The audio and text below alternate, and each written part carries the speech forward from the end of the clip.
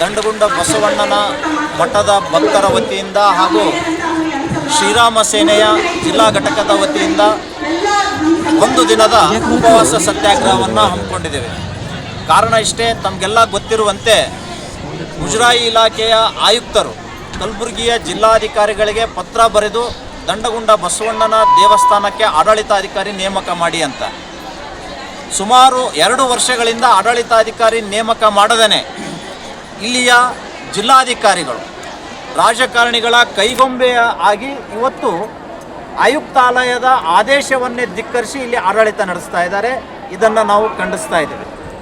ಮತ್ತು ದಂಡಗುಂಡ ಬಸವಣ್ಣನವರ ಹೆಸರಿನಲ್ಲಿ ನಕಲಿ ಟ್ರಸ್ಟ್ ರಚನೆ ಮಾಡಿ ಅವರು ಹೇಳ್ತಾರೆ 84ರಿಂದ ನಮ್ಮದು ಟ್ರಸ್ಟ್ ಇದೆ ಅಂತ. 84ರಿಂದ 12ರವರೆಗೆ ನಿಮ್ಮ ಟ್ರಸ್ಟಿಗೆ ಒಂದು ಮಾನ್ಯತೆ ಇತ್ತು. ಆದರೆ 12ರ ನಂತರ ಆ ದೇವಸ್ಥಾನ ಮುಜರಾಯಿ ಇಲಾಖೆಗೆ ಸೇರ್ಪಡೆ ಆದಮೇಲೆ ನಿಮ್ಮ ಟ್ರಸ್ಟಿನ ಅವಶ್ಯಕತೆ ಆ ದೇವಸ್ಥಾನಕ್ಕೆ ಇಲ್ಲ. ಅದು ಮುಜರಾಯಿ ಇಲಾಖೆಯ ನೀತಿ ನಿಯಮಗಳಲ್ಲಿಯೇ ಸ್ಪಷ್ಟಪಡಿಸಿದೆ. ಆಗಿದ್ದಾಗ್ಯೂ ಕೂಡ ರಾಜಕೀಯ ಬಲದಿಂದ, ಗುಂಡಾಗಿರಿಯಿಂದ ಇವತ್ತು ನೀವು ಆ ಟ್ರಸ್ಟಿನ ಕಚೇರಿ ಒಳಗಡೆ ಕೂತ್ಕೊಂಡು ಹಣ ವಸೂಲಿ ಮಾಡ್ತಾ ಇದ್ದೀರಿ. ಮತ್ತು ಮುಂದುವರೆದು ಆ ದೇವಸ್ಥಾನದ ಸಂಪ್ರದಾಯ ಪ್ರಕಾರ ಇರುವಂಥ ಆ ಮಠದ ಗುರುಗಳ ಮಠವನ್ನು ಕೆಡವಿ ಹಾಕಿದ್ದೀರಿ. ಮಠದಿಂದ ಸ್ವಾಮಿಗಳನ್ನು ಓಡಿಸಿದಿರಿ. ಮಠಕ್ಕೆ ಬಂದರೆ ಬಾಯಿಗೆ ಬಂದಂಗೆ ನಿಂದಿಸ್ತೀರಿ. ಒಬ್ಬ ಸಂಡೇ ಅಡ್ವೊಕೇಟ್ ಹೇಳ್ತಾರೆ, ನಾವು ಸ್ವಾಮೀಜಿಗೆ ಕಾವಿಗೆ ಕಳಂಕ ತರೋದಿಲ್ಲ ಅಂತ. ಆದರೆ ಮಠದಿಂದ ಸ್ವಾಮಿಗಳನ್ನು ಓಡಿಸಿದ್ದು ಇದು ಕಳಂಕ ತಂದಾಗೆ ಅಲ್ವಾ? ಮಠ ಕೆಡವಿದ್ದು ಇದು ಮಠಕ್ಕೆ ಅಪಚಾರ ಮಾಡಿದ ಹಾಗೆ ಅಲ್ವಾ? ಇಷ್ಟೆಲ್ಲ ಮಾಡಿದ್ದಾಗಿಯೂ ಕೂಡ ಭಕ್ತರ ಎದುರುಗಡೆ ಇಂತಹ ಸುಳ್ಳು ಸುದ್ದಿಗಳನ್ನು, ಸಬೂಬುಗಳನ್ನು ಹೇಳಿ ಇವತ್ತು ಭಕ್ತರ ಕಣ್ಣಿಗೆ, ನ್ಯಾಯದ ಕಣ್ಣಿಗೆ ಮಣ್ಣೆರಚುವಂತಹ ಕೆಲಸ ಇವತ್ತು ಆ ನಕಲಿ ಟ್ರಸ್ಟಿನ ಸಂಡೇ ವಕೀಲ್ ಮಾಡ್ತಾ ಇದ್ದಾರೆ. ಆ ಟ್ರಸ್ಟಿನ ಒಬ್ಬ ಭೀಮಣ್ಣ ಸಾಲಿ ಹೇಳ್ತಾರೆ ಅಲ್ಲಿ ಮಠನೇ ಇಲ್ಲ ಅಂತ. ಹಾಗಾದರೆ ಪಂಚಾಯತಿಯಲ್ಲಿ ದಾಖಲೆನೇ ಇಲ್ಲ ಅಂತ ಹೇಳ್ತಾರೆ. ಸರ್, ಬದಲಾವಣೆ ಟ್ರಸ್ಟು ಬದಲಾವಣೆ ಇಲ್ಲ. ಒಂದು ಟ್ರಸ್ಟ್ ಆದಮೇಲೆ ಮುಗೀತು, ಅದು ಚುನಾವಣೆ ಅದು ಆಗುತ್ತೆ. ನೋಡಿ, ಮೊದಲು ಸ್ವಾಮೀಜಿಯವರಿಗೆ ಅಧ್ಯಕ್ಷ ಸ್ಥಾನ ಇತ್ತು ಹಿಂದಿನ ಸ್ವಾಮಿಗಳಿದ್ದಾಗ. ಆಮೇಲೆ ನಂತರ ಆ ಸ್ವಾಮಿಗಳು ಲಿಂಗೈಕ್ಯರಾದ್ಮೇಲೆ ಇವರಿಗೆ ಅಧ್ಯಕ್ಷ ಸ್ಥಾನ ಆಯಿತು. ಮಠಕ್ಕೆ ಹೇಗೆ ಆದಾಯ ಬರೋಕ್ಕೆ ಪ್ರಾರಂಭ ಆಯಿತು, ಇವರನ್ನು 1ನೇ ಸ್ಥಾನದಿಂದ 13ನೇ ಸ್ಥಾನಕ್ಕೆ ಇಳಿಸಿದ್ದಾರೆ. ಇದು ಯಾವ ಸೀಮೆನೇ?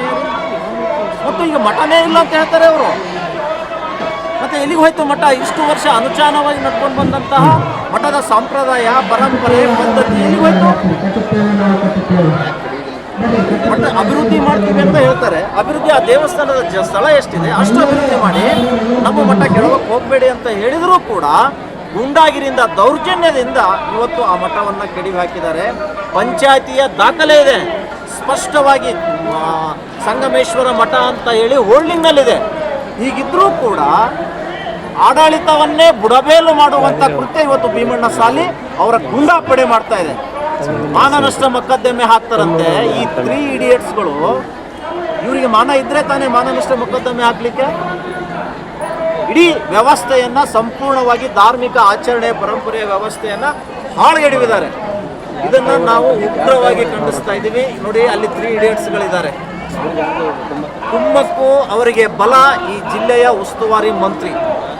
ಸಂವಿಧಾನ ಅಂತ ಹೇಳ್ತಾರೆ. ಸಂವಿಧಾನದ ಪ್ರಕಾರ ಮುಜರಾಯಿ ಆಯುಕ್ತಾಲಯ ಆದೇಶ ಹೊರಡಿಸಿದೆ. ಡಿಸಿಗೆ ಹೇಳೋಕ್ಕಾಗೋದಿಲ್ವಾ ಪ್ರಿಯಾಂಕಾ ಖರ್ಗೆ ಅವರಿಗೆ? ನಾನು ಸಂವಿಧಾನದ ಪ್ರಕಾರ ಆಡಳಿತ ನಡೆಸುತ್ತೇನೆ ಅಂತ ಹೇಳಿ ಮಾತು ಕೊಟ್ಟಿದ್ದೀನಿ, ಪ್ರಮಾಣ ವಚನ ಸ್ವೀಕಾರ ಮಾಡಿದ್ದೀನಿ. ಆ ಪ್ರಕಾರ ನೀನು ಮಾಡುವಂತ ಡಿಸಿಗೆ ಹೇಳೋಕ್ಕಾಗೋದಿಲ್ವಾ? ಯಾಕೆ ಬಾಯಿ ಮುಚ್ಕೊಂಡು ಕೂತ್ಕೊಂಡಿದ್ದಾರೆ? ಮತ ಬ್ಯಾಂಕಿನ ರಕ್ಷಣೆಗಾಗಿ ಇದು ನಾವು ಖಂಡಿಸ್ತೀವಿ. ಕೇವಲ ಬಾಯಿ ಚಪ್ಪಲಕ್ಕೆ ಪ್ರಿಯಾಂಕಾ ಖರ್ಗೆ ಅವರು ಸಂವಿಧಾನದ ಮಂತ್ರವನ್ನು ಪಠಿಸ್ತಾರೆ. ಆದರೆ ಆಡಳಿತ ಮತ್ತು ಕಾರ್ಯ ಇವತ್ತು ಸ್ಥಗಿತಗೊಂಡಿದೆ. ಚಟುವಟಿಕೆ ಮಾತ್ರ ಸಂಪೂರ್ಣ ನಿಂತುಕೊಂಡಿದೆ. ಸಂವಿಧಾನ ವಿರೋಧಿ ಕೃತ್ಯ ಇವತ್ತು ಇಲ್ಲಿ ಜಿಲ್ಲಾಡಳಿತ ಮಾಡ್ತಾ ಇದೆ. ನಾನು ಹೇಳ್ತಾ ಇದ್ದೀನಿ, ಇವತ್ತು ಸಂಜೆಯವರೆಗೂ ನಮ್ಮ ಹೋರಾಟ ಮುಂದುವರಿಯುತ್ತೆ. ಇದನ್ನ ಇಷ್ಟಕ್ಕೆ ಜಿಲ್ಲಾಧಿಕಾರಿಗಳು ಅರ್ಥ ಮಾಡಿಕೊಂಡು ಆಡಳಿತಾಧಿಕಾರಿಯನ್ನು ನೇಮಕ ಮಾಡಿದರೆ ಸರಿ ಹೋಯ್ತು. ಇದೇ ಹೋದರೆ ಮುಜರಾಯಿ ಆಯುಕ್ತಾಲಯದ ಕಚೇರಿ ಬೆಂಗಳೂರು ಎದುರುಗಡೆನೂ ಕೂಡ ನಾವು ಉಪವಾಸ ಸತ್ಯಾಗ್ರಹವನ್ನು ಹಮ್ಮಿಕೊಳ್ಳಬೇಕು.